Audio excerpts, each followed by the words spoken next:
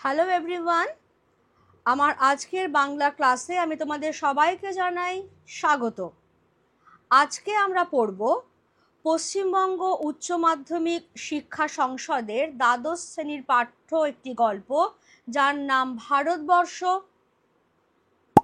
লেখক সৈয়দ মুস্তাফা সিরাজ।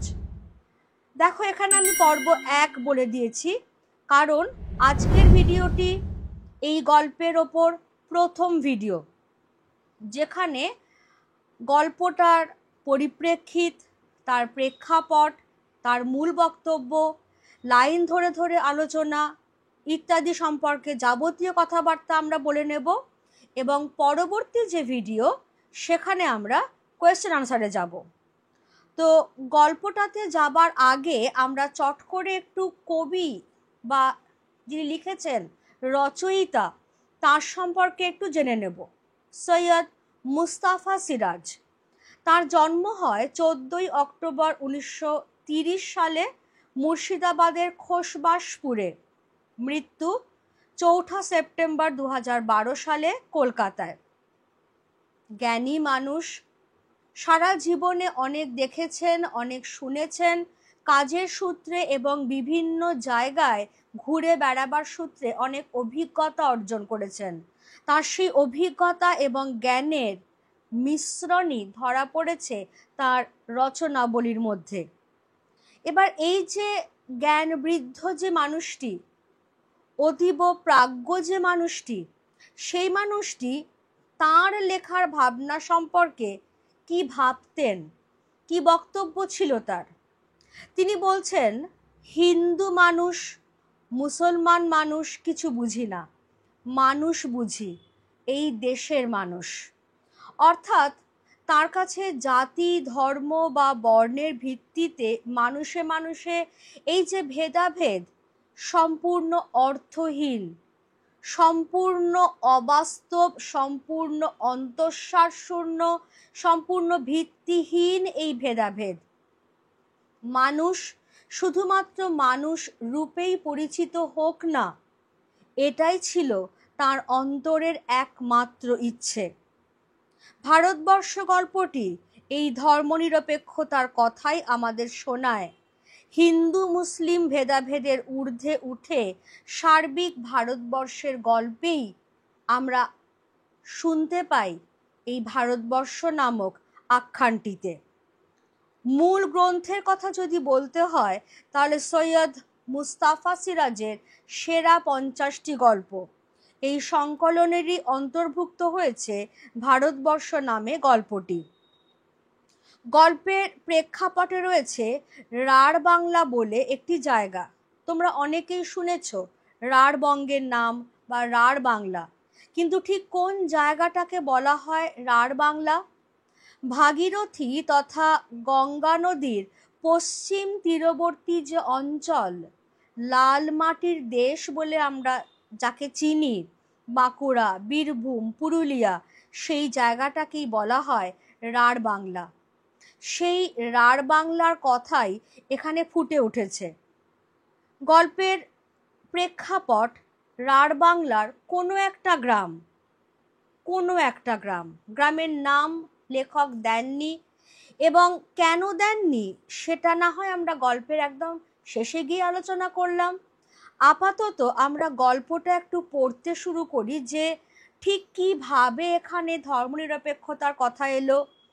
এক সামান্য ভিখারি বৃদ্ধার তথাকথিত মৃতদেহ সৎকারকে ঘিরে গ্রামের বাসিন্দা যারা হিন্দু মুসলমান, তাদের মধ্যে কিভাবে দাঙ্গা বাঁধবার উপক্রম হলো, দাঙ্গা শেষ পর্যন্ত বাঁধলো কি না, সেই বৃদ্ধার ভূমিকাই বা কি এই গল্পে, সেই সবটাই আমরা ধীরে ধীরে আলোচনা করতে করতে যাচ্ছি।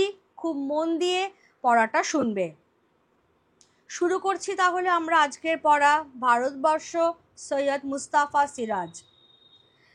পিচের সড়ক বাঁক নিয়েছে যেখানে, সেখানেই গড়ে উঠেছে একটা ছোট্ট বাজার। পিছনে গ্রাম, ঘন বাঁশ বনে ঢাকা।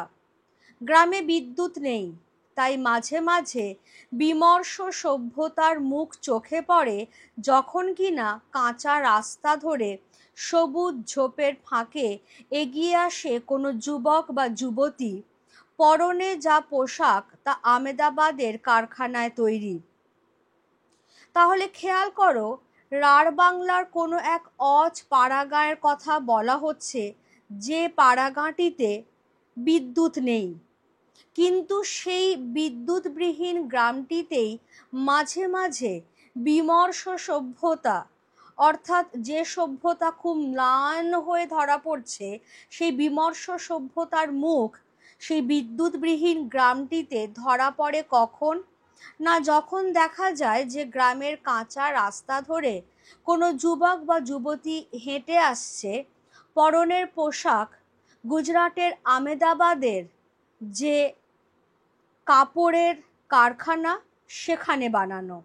অর্থাৎ গুজরাট নগরী সমৃদ্ধশালী এমন একটা জায়গা যেখানে উন্নতি, এবং সেই উন্নত এলাকার কাপড়ের মিলের তৈরি কাপড় পরে যখন কোনো যুবক বা যুবতী সেই বিদ্যুৎবিহীন গ্রামের সড়ক দিয়ে হেঁটে আসে, তখনই গ্রামের সভ্যতাটা যে কত বিমর্ষ হয়ে রয়েছে, কত দুঃখী সেই সভ্যতাটা, সেটা বোঝা যায়।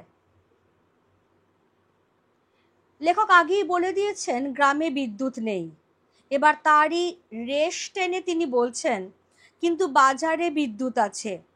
3টে চায়ের দোকান, 2টো সন্দেশের, 3টে পোশাকের, একটা মনোহারির, 2টো মুদিখানার, আর একটা আড়ত আছে, একটা হাস্কিং মেশিন আছে, তার পিছনে ইট ভাটা আছে। তাহলে খেয়াল করো, গ্রামে বিদ্যুৎ নেই, কিন্তু গ্রামের যে বাজারটা রয়েছে, যে পিচের সড়কটা যেখানে বাঁক নিয়েছে, সেখানেই গড়ে উঠে সেই ছোট্ট বাজারটা। সেই বাজারে কিন্তু বিদ্যুৎ আছে, অনেক কিছুর দোকান আছে সেই বাজারে। কিসের দোকান আছে? চায়ের দোকান আছে 3টে, সন্দেশের দোকান আছে 2টো, পোশাকের দোকান আছে 3টে, মনোহারী সামগ্রী অর্থাৎ যেখানে টুকিটাকি ফ্যাশনের জিনিস বিক্রি হয় সেই রকম দোকান রয়েছে একটা, আর 2টো রয়েছে মুদিখানার দোকান, আর একটা আড়ত রয়েছে, অর্থাৎ একটা গুদম ঘর আড়ত রয়েছে একটা, আর রয়েছে একটা চাল কল বা হাস্কিং মেশিন। এবারে বাজারটার পেছনেই রয়েছে একটা ইট ভাটা। চারপাশে গ্রাম থেকে লোকেরা আসে, রাত 9টা অবধি জোর জমাটি ভাব থাকে, তারপর সব ফাঁকা, শুধু কিছু আলো জ্বলে, কিছু নেড়িকুত্তার ছায়া ঘোরে পিচের ওপর, মাঝে মাঝে চলে যায় ট্রাক দূরের শহরের দিকে, আবার সব চুপচাপ। বাঁকের মুখে আদ্যিকালের বটগাছে প্যাঁচার ডাকও স্তব্ধতার অন্তর্গত বলে মনে হয়। অর্থাৎ কি বলছেন লেখক? লেখক বলছেন যে যেহেতু গ্রামের এই বাজারটিতেই একমাত্র বিদ্যুৎ আছে, সেজন্য আশেপাশে গ্রাম থেকে মানুষজন এখানে জড়ো হয় এবং রাত্রির প্রায় 9টা অবধি সেখানে জোর জমাটি আড্ডা চলে। তারপর সব শুনশান হয়ে যায়, সব ফাঁকা হয়ে যায়, শুধু আলোগুলো জ্বলতে থাকে, নেড়ি কুকুরগুলোর ছায়া দেখা যায় পিচের ওপর, মাঝে মাঝে 2-একটা ট্রাক হুস হুস শব্দে শহরের দিকে এগিয়ে যায়, আবার সব চুপচাপ, ট্রাকের আওয়াজের পর সব চুপচাপ হয়ে যায়। আর বাঁকের মুখে রয়েছে একটা আদ্যিকালের বট গাছ, সেই বট গাছ থেকে ভেসে আসে যে প্যাঁচার ডাক, সেটাও যেন স্তব্ধতার অন্তর্গত হয়ে যায়। এবার যে সময়টার কথা বলা হচ্ছে, সেই সময়টা ছিল শীতের। বাজারের উত্তরে বিশাল মাঠ থেকে কনকনে বাতাস বয়ে আসছিল সারাক্ষণ। তারপর আকাশ ধূসর হলো মেঘে, হালকা বৃষ্টি শুরু হলো। রাঢ় বাংলার শীত এমনিতেই খুব জাঁকালো, বৃষ্টিতে তা হলো ধারালো। ভদ্রলোকে বলে পৌষে বাদলা, ছোট লোকে বলে ডাওর। আর বৃষ্টির সঙ্গে বাতাস জোরালো হলে তারা বলে ফাঁপি। তাহলে রাঢ় বাংলার একটা গ্রামের কথা আমরা পাচ্ছি। সময়টা পাচ্ছি শীতকাল। শীতকালে সাধারণত উত্তুরে বাতাসই বয়ে আসে, সেই জন্যই উত্তর দিক থেকেই বিশাল মাঠ থেকে কনকনে বাতাস সারাক্ষণ বয়ে আসছিল। তারপরই দুর্যোগ ঘনিয়ে উঠল। আকাশে দেখা দিল মেঘের ঘন ঘটা, হালকা হালকা বৃষ্টি শুরু হলো। লেখক বলছেন, রাঢ় বাংলার শীত এমনিতেই খুব জাঁকিয়ে পড়ে, খুব কামড় দেয় সেই শীত, কনকনে ঠান্ডা। বৃষ্টিতে তা আরো ধারালো হয়ে উঠল। ভদ্রলোকেরা এই আবহাওয়াটাকে বলে পৌষে বাদলা। কোন আবহাওয়াটা?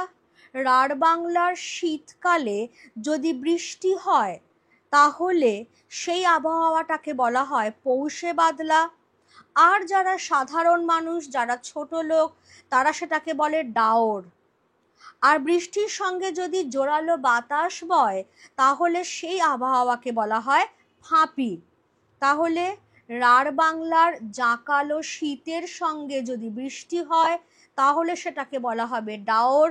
আর রাঢ় বাংলার জাঁকালো শীতের সঙ্গে যদি বৃষ্টি আর জোরালো বাতাস হয় তাহলে তাকে বলা হবে ফাঁপি। সেবার এই আবহাওয়া হয়ে পড়ল ফাঁপি। তখনও দূরের মাঠে ধান কাটা হয়নি। এই অকাল দুর্যোগে ধানের ক্ষতি হবে প্রচণ্ড, তাই লোকের মেজাজ গেল বিগড়ে। চাষাভুষো মানুষ চায়ের দোকানে আড্ডা দিতে দিতে প্রতীক্ষা করতে থাকলো রোদে ঝলমল একটা দিন এবং মুণ্ডুপাত করতে থাকলো আল্লাহ ভগবানের। শেষ অবধি ক্ষিপ্ত কোনো কোনো যুবক চাষি চেঁচিয়ে বলে দিল, মাথার ওপর আর কোনো শালা নেই রে, কেউ নাই। একটু ভেবে দেখতে পারো যে মানুষগুলোর, এই গরিব গুরব, এই চাষাভুষো মানুষগুলোর কি পরিমাণ দুরবস্থা। কারণ তখনও মাঠের ধান কাটা হয়নি, শীতকালীন ফসল তখনও অবধি মাঠেই রয়েছে, কারণ ফসল কাটবার সময় হয়নি। তার ওপর শুরু হয়ে গেছে দুর্যোগ, শীতের বৃষ্টি এবং জোরালো বাতাস, ফলে ফসলের ক্ষতি হবে প্রচণ্ড। এই রকম অবস্থায় দিনের পর দিন এই মানুষগুলো যখন মাঠে যেতে পারছে না, তখন গ্রামের বাজারে চায়ের দোকানে বসে বসে তারা শুধুমাত্র প্রতীক্ষা করছে একটা দিন, রোদ ঝলমলে একটা দিন অন্তত আসুক, যেদিন তারা মাঠের ফসলটা কেমন অবস্থায় আছে সেটুকু শুধু দেখতে পাবে। আর সমানে মুণ্ডুপাত করছে আল্লাহ ভগবানের। অর্থাৎ সেই গ্রামটিতে যেমন হিন্দু বাসিন্দারাও থাকে তেমনি মুসলমান বাসিন্দারাও তো থাকে। সেজন্য কারোর কাছে তিনি আল্লাহ, কারোর কাছে তিনি ভগবান, যিনি ওপরে বসে আছেন, যিনি এক এবং অদ্বিতীয়। এবার গ্রামের এই অসহায় মানুষগুলো তাদের অসহায়তার কথা কার কাছে বলবে? সেই জন্য কারোর কাছেই নালিশ জানাতে না পেরে একটা সময় তারা ক্ষিপ্ত হয়ে উঠছে যে মাথার ওপর কেউ নেই বুঝি। কারণ সত্যি যদি মাথার ওপর ভগবান থাকতেন, ভগবান তো সবসময় গরিবেরই সহায়, তিনি যদি সত্যি আজকে থাকতেন তাহলে মাঠের ফসল এইভাবে মাঠেই নষ্ট হয়ে যেত না। তার মানে বুঝতে হবে যে মাথার ওপর কেউ নেই। বুঝতে হবে যে এই কথাগুলো এই অসহায় গরিব মানুষগুলোর মুখের কথা, মনের কথা কিন্তু নয়। যেহেতু অবস্থা বেগতিক, যেহেতু অবস্থা দুরবস্থা, সেই জন্যেই তারা আজকে এটা বলে ফেলছে যে মাথার ওপর আল্লাহ বলেও কেউ নেই, ভগবান বলেও কেউ নেই, থাকলে আজকে এই দিন দেখতে হতো না। কেউ নেই মাথার ওপর, তখন যা খুশি করা যায়। ক্ষিপ্ত মেজাজে কথায় কথায় তর্ক বাঁধে, মারামারির উপক্রম হয় এবং তর্কের কোনো প্রসঙ্গ অপ্রসঙ্গ নেই, একটা কিছু পেলেই হলো। সেই দুরন্ত শীতের অকাল দুর্যোগে গ্রামের ঘরে বসে কারোর সময় কাটে না। সবাই চলে আসে সভ্যতার ছোট্ট উনুনের পাশে হাত পা সেঁকে নিতে। এইটুকুই যা সুখ তখন। তাহলে একবার যখন মানুষ ধরে নিয়েছে যে মাথার ওপর কেউ নেই, আল্লাহও নেই, ভগবানও নেই, তখন তো যা খুশি করা যায়, মারামারি, কাটাকাটি, তর্ক বিতর্ক, ঝগড়া, যা খুশি করা যায়, কেউ কিছু বলতেও আসবে না, শাস্তিও দিতে আসবে না। সেই জন্যেই তারা যখন চায়ের দোকানে বসে, গল্প গুজব যতটা না হয় তার থেকেও বেশি নানা বিষয় নিয়ে তর্ক ওঠে, এবং সেই তর্কের কোনো প্রসঙ্গ অপ্রসঙ্গ নেই, বিভিন্ন বিষয় নিয়েই তর্ক, ঝগড়া, প্রায় মারামারি হবার উপক্রম। সবাই চলে আসে সেই বাজারটিতে, যে বাজারটিকে লেখক বলছেন সভ্যতার ছোট্ট উনুন, কারণ সেই বাজারে বিদ্যুৎ আছে, আর বিদ্যুৎ মানেই সভ্যতার প্রথম ধাপ।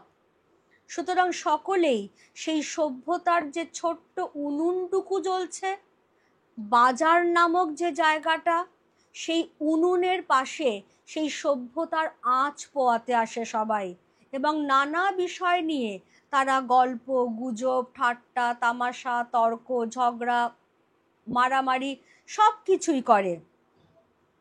অলস দিন কাটানোর একঘেয়েমি দূর করতেই নানান কথা আসে। কি কি কথা আসে? বোম্বাইয়ের অভিনেতা অভিনেত্রী, কিংবা গায়ক, অথবা ইন্দিরা গান্ধী, মুখ্যমন্ত্রী, এমএলএ, নয়তো সরাবাউরি, সে সবই এসে পড়ে।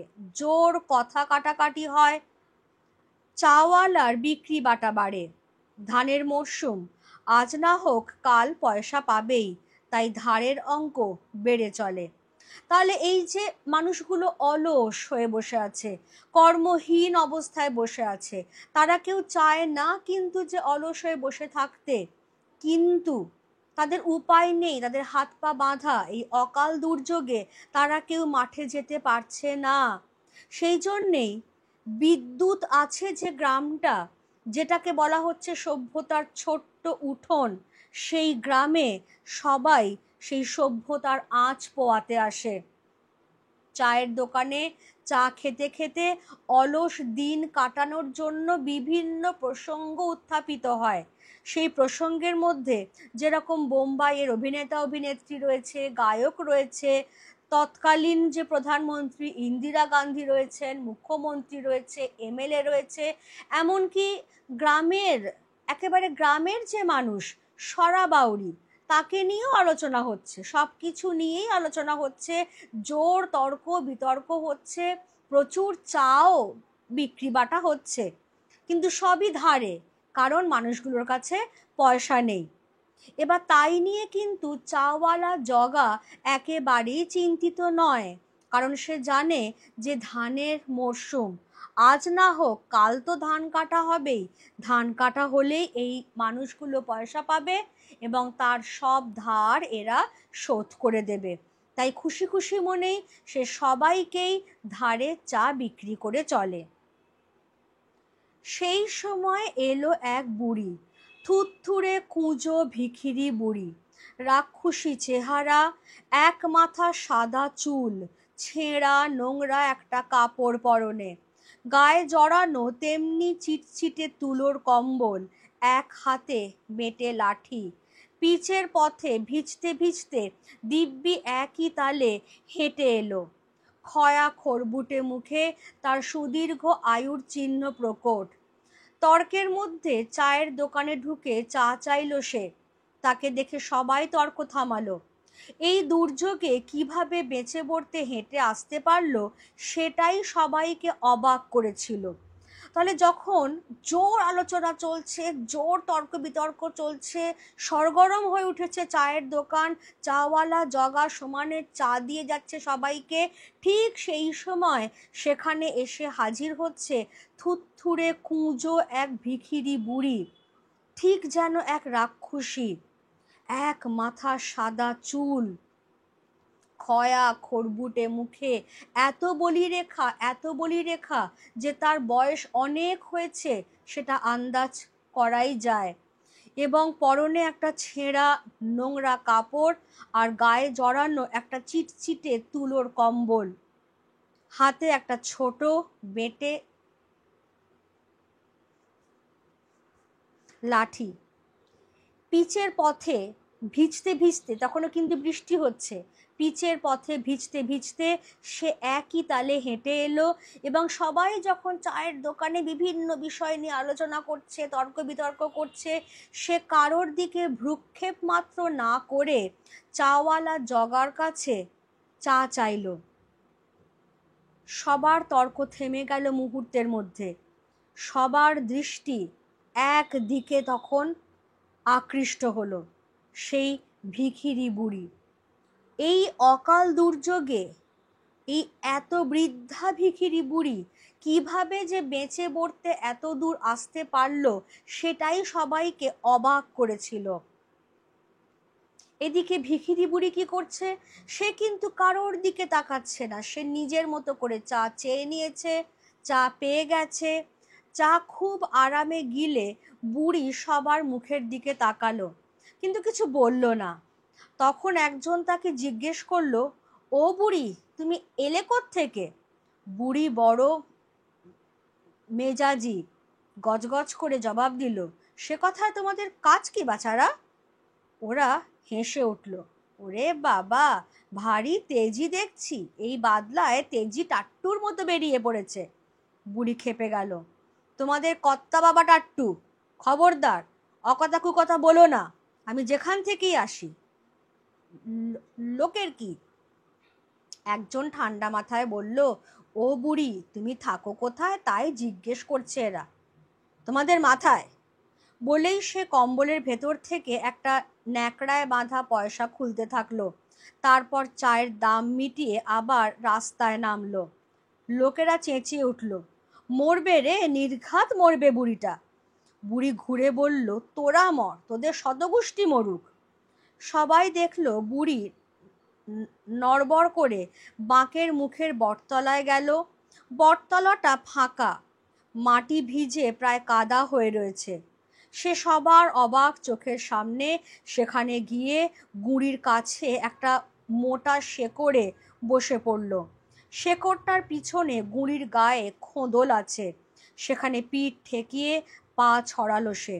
বোঝা গেল বুড়ির এ অভিজ্ঞতা প্রচুর আছে, অর্থাৎ সে বৃক্ষবাসিনী। তাহলে আমরা এখানে কি দেখতে পাচ্ছি? আমরা এখানে যেটা দেখতে পাচ্ছি সেটা হচ্ছে যে এই ভিখিরি বৃদ্ধা, সে হতে পারে ভিখিরি, কিন্তু সবাই যেখানে ধারে চা খাচ্ছে সেই কিন্তু একমাত্র নগদ পয়সা দিয়ে চা কিনে খেয়েছে।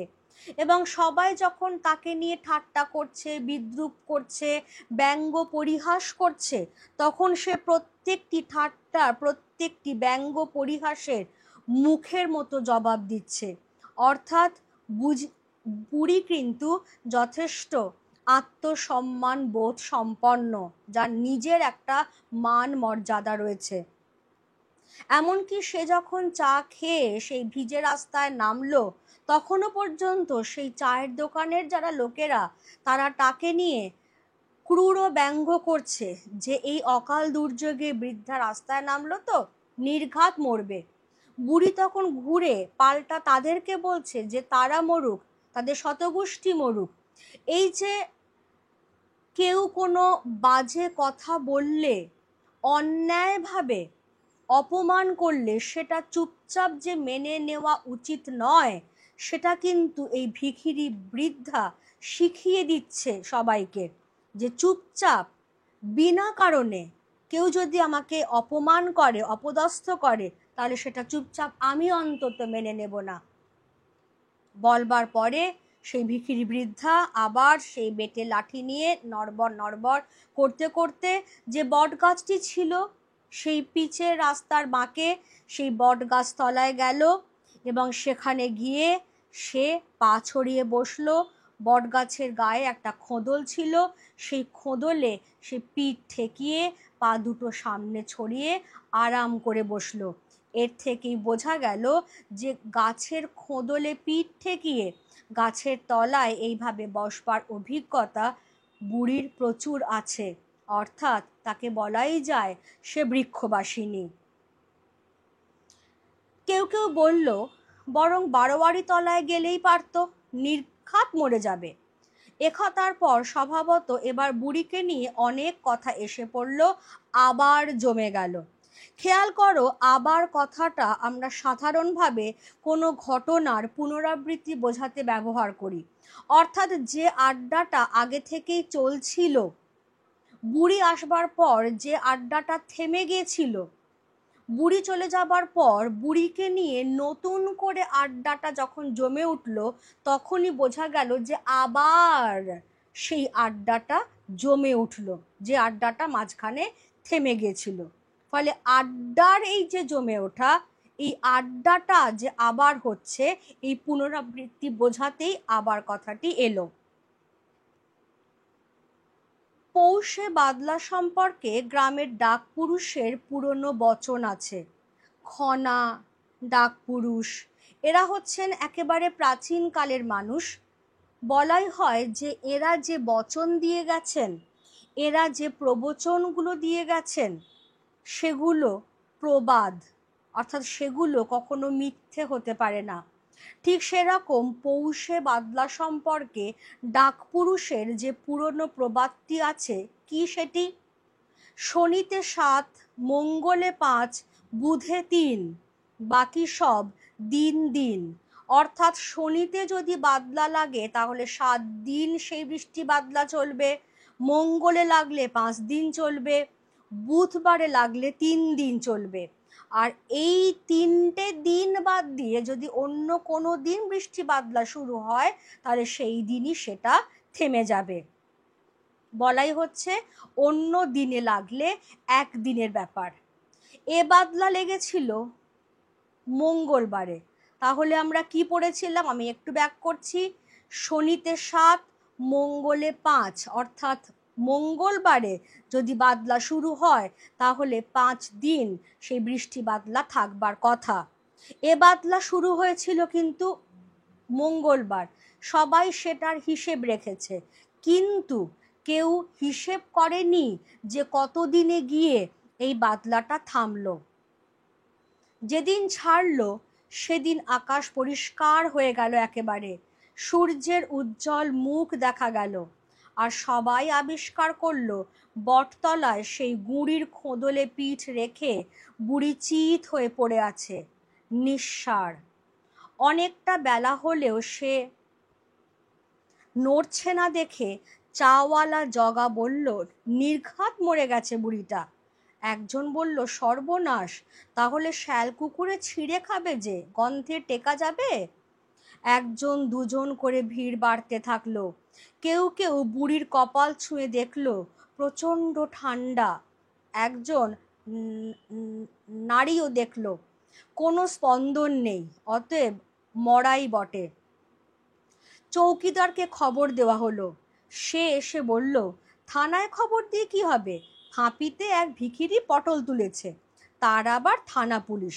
5 ক্রোশ দূরে থানায় খবর দাও, তারপর ওনার আস্তে আস্তে রাত দুপুর, ততক্ষণে গন্ধ ছুটবে। কবে মরেছে হিসাব আছে নাকি? দেখছো না ফুলে ঢোল হয়েছে কেমন? তাহলে কি করব চৌকিদারদা? লদিতে ফেলে দিয়ে এসো। এখানে কিন্তু লদিতেই অর্থাৎ আঞ্চলিক ভাষার ব্যবহার করা হয়েছে।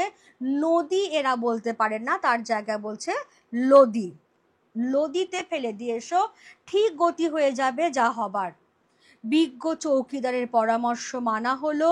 মাঠ পেরিয়ে 2 মাইল দূরে নদী, এখন শুকনো। সেখানে চড়ায় ফেলে দিয়ে এলো কজন মিলে। বাঁশের চ্যাংদোলায় ঝোলানো হয়েছিল, সেটাও ফেলে দিয়ে এলো ওরা।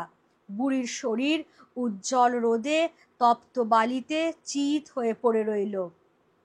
ফিরে এসে সবাই দিগন্তে চোখ রাখলো, ঝাঁকে ঝাঁকে কখন শকুন নামবে। তাহলে পৌষে বাদলা এই গ্রামে শুরু হয়েছিল মঙ্গলবার। মঙ্গলবারে শুরু হলে হিসেব মতো 5 দিন চলবার কথা, কিন্তু সেই হিসেব রাখবার কথা কারোর খেয়াল হয়নি। কারণ সবার মাথায় তখন চিন্তা যে কবে এই বৃষ্টি বাদলা থামবে, কবে পরিষ্কার রোদ ঝলমলে দিন দেখতে পাবো, কবে মাঠের ফসল কাটা যাবে। সেই জন্য যেদিন বৃষ্টি বাদলা থেমে গেল, চারদিক ঝকঝকে হয়ে উঠল রোদের আলোয়, সেই দিন সবাই খুব খুশি। আর সেই দিনই সবাই আবিষ্কার করলো যে পিচের সড়ক বাঁক নিয়েছে যেখানে, যেখানে সেই বট গাছটা, যেখানে সেই বট গাছের তলায় সেই ভিখিরি বৃদ্ধা আশ্রয় নিয়েছিল, সেই বট গাছের তলায় তার নিষ্পন্দ নিঃসার দেহটা পড়ে আছে। কপালে হাত দিয়ে দেখা হলো, প্রচণ্ড ঠান্ডা। সকলে ধরেই নিল বুড়ি মৃত। তাহলে এখন কি হবে? এ তো সর্বনেশে কাণ্ড। কারণ যত বেলা বাড়বে এই মৃতদেহ তো পচবে, শেয়াল কুকুরে ছিঁড়ে খাবে, দুর্গন্ধে টেকা দায় হয়ে যাবে। তাহলে কি করা যায়? তারা সবাই মিলে খবর দিল স্থানীয় চৌকিদার মশাইকে। চৌকিদার মশাই এলে তিনি বললেন যে থানায় খবর দিয়ে কী হবে? কারণ সবাই ভেবেছিল যে থানায় খবর দেবে যে হ্যাঁ, এক ভিখিরি হঠাৎ করেই এরকম বৃষ্টি বাদলার সময় ফাঁপিতে সে পটল তুলেছে, কি করা যায় তাকে নিয়ে। কিন্তু চৌকিদার মশাই বললেন যে থানায় খবর দিয়ে কি হবে, কারণ 5 ক্রোশ দূরে থানা, সেখান থেকে দারোগা বাবুর আস্তে আস্তে রাত কাবার হয়ে যাবে, ততক্ষণে গন্ধ ছুটবে যা, তা বুঝতে পেরেছো একবার?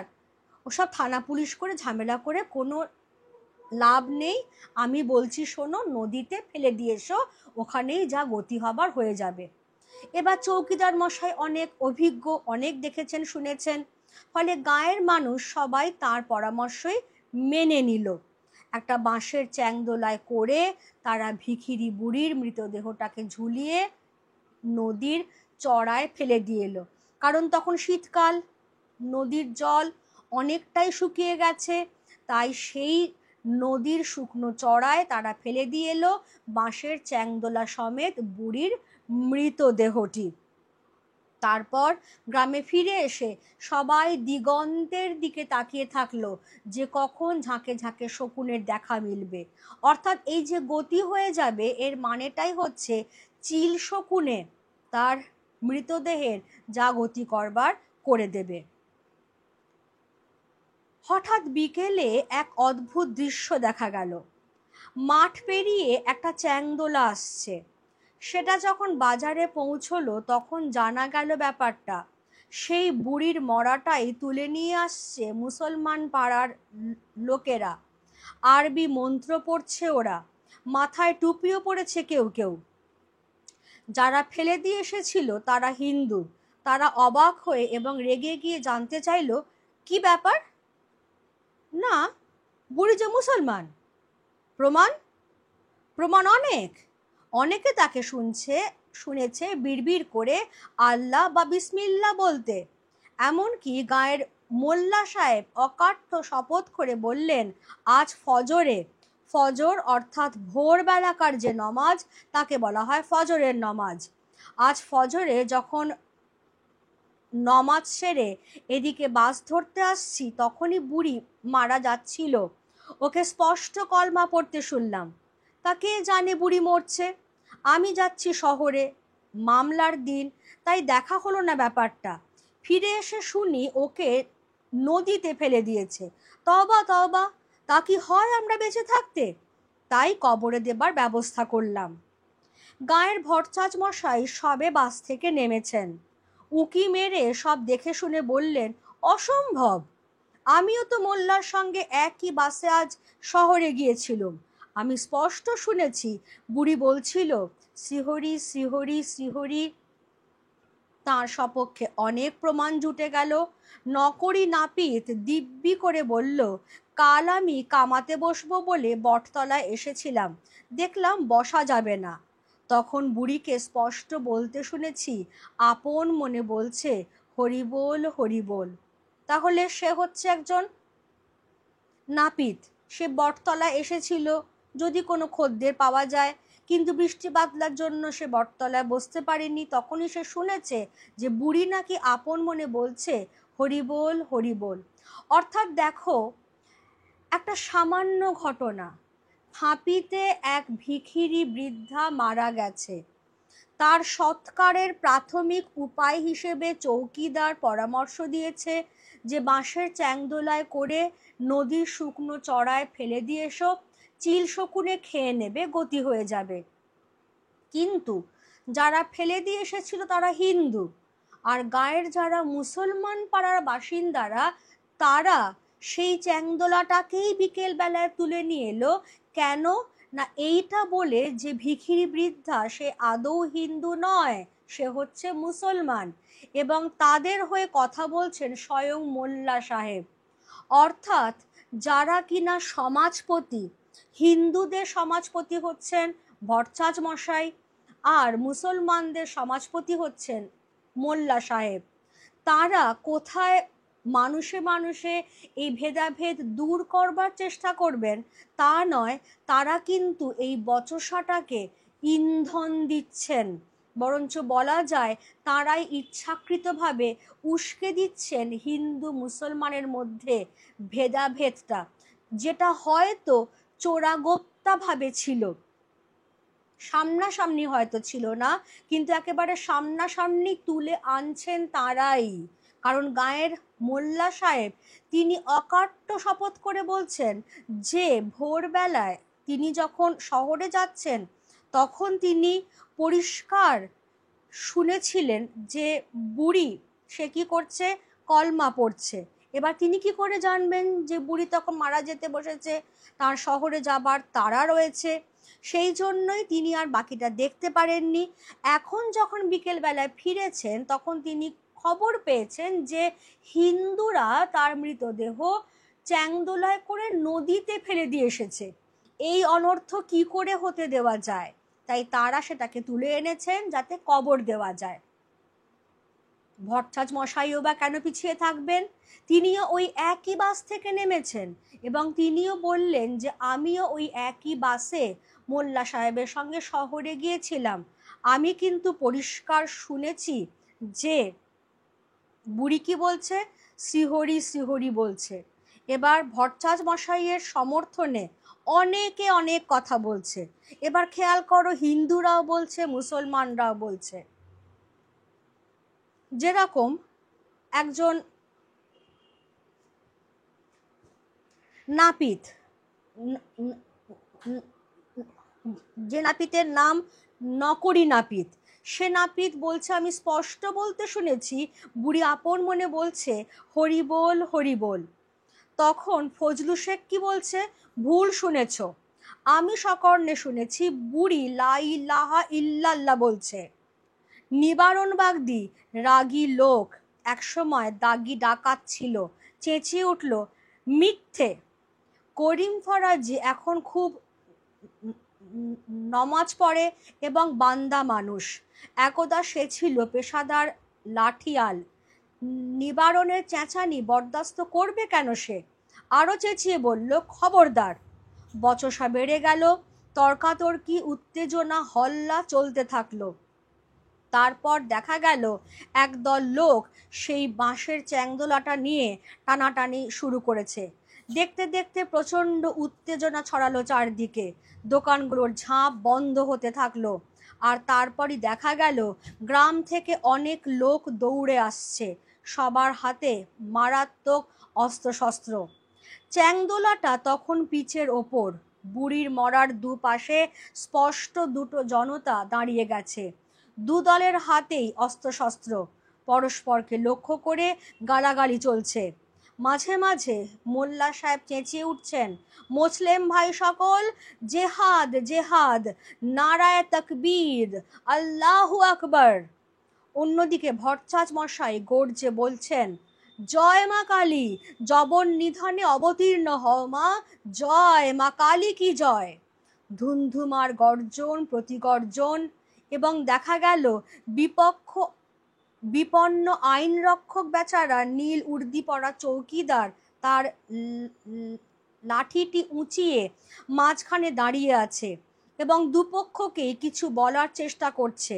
যখনই মুসলিম পক্ষ এক পায়ে গিয়ে আসে, সে মরিয়া হয়ে লাঠিটা পিছে ঠুকে গর্জায় সাবধান। আবার হিন্দু পক্ষ এগোলে সে একইভাবে সেদিকে লাঠি ঠুকে চেঁচায় খবরদার। কতক্ষণ সে এই মারমুখী জনতাকে ঠেকিয়ে রাখতে পারত কে জানে। সে এবার পর্যায়ক্রমে পাগলের মতো দুদিকে একবার করে পিছে লাঠি ঠুকতে শুরু করলো। খটখট খটখট শব্দে কাঁপতে থাকলো। তারপরই দেখা গেল এক অদ্ভুত দৃশ্য। বুড়ির মড়াটা নড়ছে, নড়তে নড়তে উঠে বসার চেষ্টা করছে। দুদিকের সশস্ত্র জনতা ফ্যাল ফ্যাল করে তাকিয়ে আছে। চৌকিদার হাঁ করে দেখছে। তারপর বুড়ি উঠল, উঠে দুদিকে তাকালো, ভিড় দুটোকে দেখলো। মুখটা বিকৃত হয়ে গেল। সেই বিকৃত মুখে ফ্যাক ফ্যাক করে হেসে উঠল সে। চৌকিদার এতক্ষণে মুখ খুলে বলল, বুড়িমা, তুমি মরনি? মর, তুই মর, তোর শতগোষ্ঠী মরুক। দুদিকের ভিড়ও চেঁচিয়ে উঠল, বুড়ি, তুমি মরনি? তোরা মর, তোরা মর, মুখ পোড়ারা। বুড়ি, তুমি হিন্দু না মুসলমান? বুড়ি খেপে গিয়ে বলল, চোখের মাথা খেয়েছিস মিনসেরা? দেখতে পাচ্ছিস নে? ওরে নরককে কোরা, শকুঞ্জ খোরা, আমি কি তা দেখতে পাচ্ছিস নে? চোখ গেলে দেব, যা যা পালা। বলে সে নড়বড় করে রাস্তা ধরে চলতে থাকলো। ভিড় সরে তাকে পথ দিল। শেষ রোদের আলোয় সে দূরের দিকে ক্রমশ আবছা হয়ে গেল। তাহলে আমরা দেখলাম যে এক ভিখিরি বুড়ির তথাকথিত কোট আনকোট মৃতদেহ ঘিরে, তার সৎকারের পন্থা ঘিরে গ্রামের হিন্দু মুসলমান বাসিন্দাদের মধ্যে প্রায় দাঙ্গা বাঁধবার উপক্রম। যে হিন্দু মুসলমান বাসিন্দারা এতকাল ভাই ভাই বলে পরস্পর মিলেমিশে বসবাস করছিল, তাদের মধ্যেকার যে রাগ, যে ক্ষোভ, যে পরস্পরের প্রতি আক্রোশ চোরা স্রোতের মতো বইছিল, সেটাকে উস্কে দিচ্ছেন গাঁয়ের ভট্টাচ মশাই বা মোল্লা সাহেবের মতো যারা মানুষ, তারা, তাদের কাজ কি? তারা ধর্ম রক্ষক। তারা চেষ্টা করবেন যাতে ধর্মের রক্ষা হয়।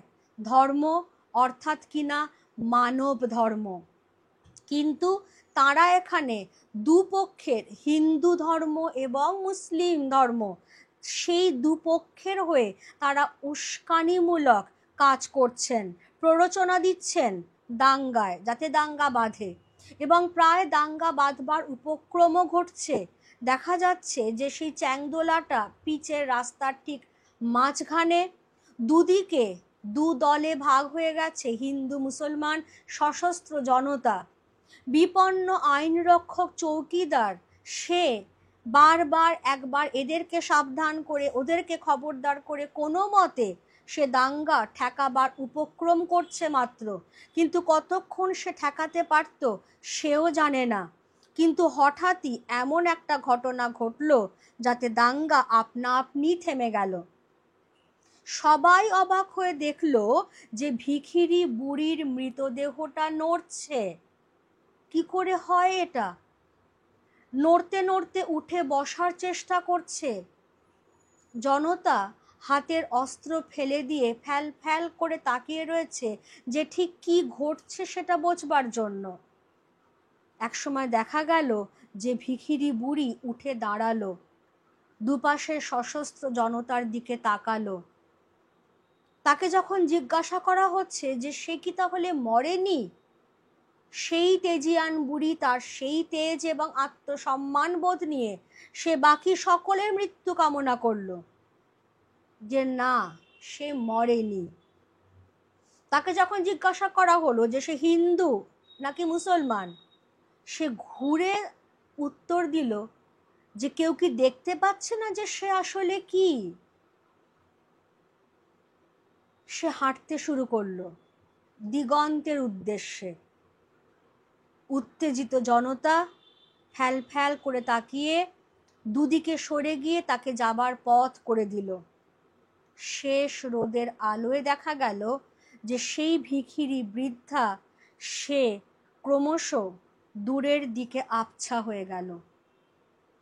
এটাই তাহলে আমাদের প্রকৃত ভারতবর্ষের চিত্র। এই ভিখিরি বৃদ্ধা তাহলে আর কেউ নয়, জাতি ধর্ম বর্ণের ভিত্তিতে দীর্ণ বিদীর্ণ হয়ে থাকা ভারতবর্ষই।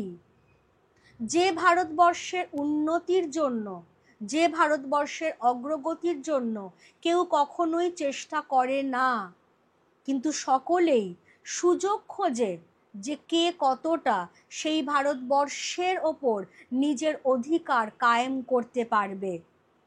এখানেও দেখো, ভিখিরি বৃদ্ধা যখন সেই বৃষ্টির মধ্যে ভিজতে ভিজতে চায়ের দোকানে এলো, তাকে কোথায় লোকে একটু আশ্রয় দেবে তা না, সে যখন ভিজতে ভিজতেই যখন পিচের সড়কের মুখে বট গাছটার তলায় আশ্রয় নিল, সেখান থেকে তাকে উদ্ধার করা, সেই নিয়েও কেউ চিন্তিত নয়।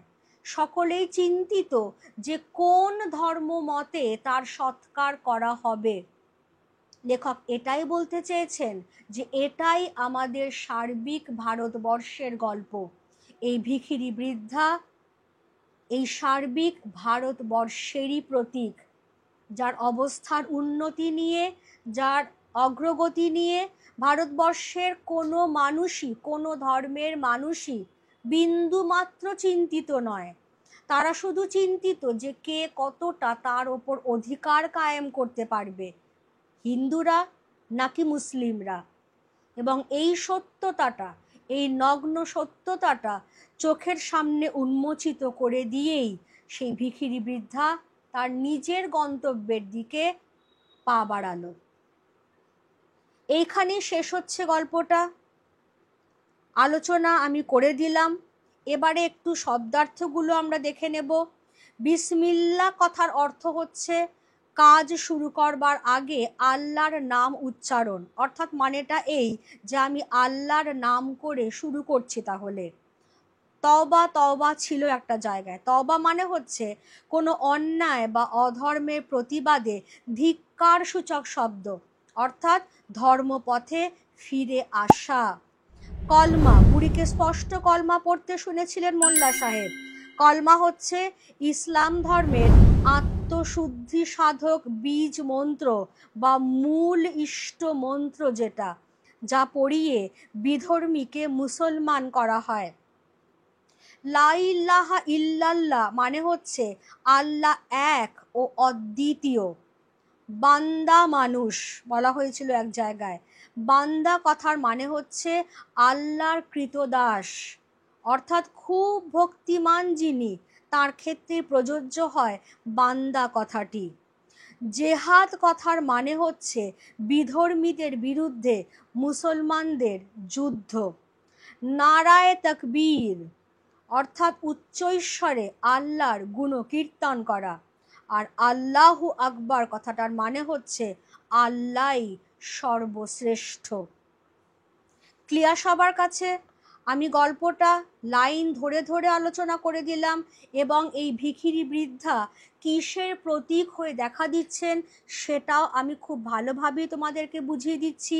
পুরো ভিডিওটা সবাই দেখে নেবে, এবং এই সংক্রান্ত যে নোটস আমার দেওয়া রয়েছে তার পিডিএফ লিঙ্ক এবং পরবর্তী ভিডিও যেখানে কোয়েশ্চেন আনসার আমি আলোচনা করেছি তার লিঙ্কও এই ভিডিও শেষে ডেসক্রিপশনে দেওয়া থাকছে। তোমরা সেখানে ক্লিক করলেই সেগুলো সমস্ত কিছু পেয়ে যাবে।